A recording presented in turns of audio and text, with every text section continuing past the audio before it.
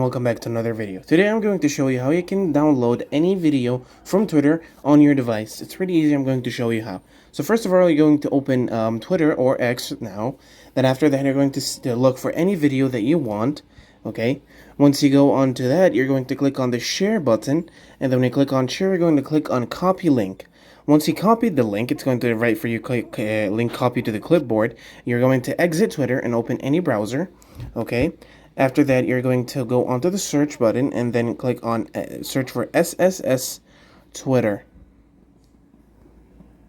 Once you do that, okay, in my case, we're going to search for SSS Twitter. Once you do that, you're going to click on the first link, and then you're going to put your first link and click on download.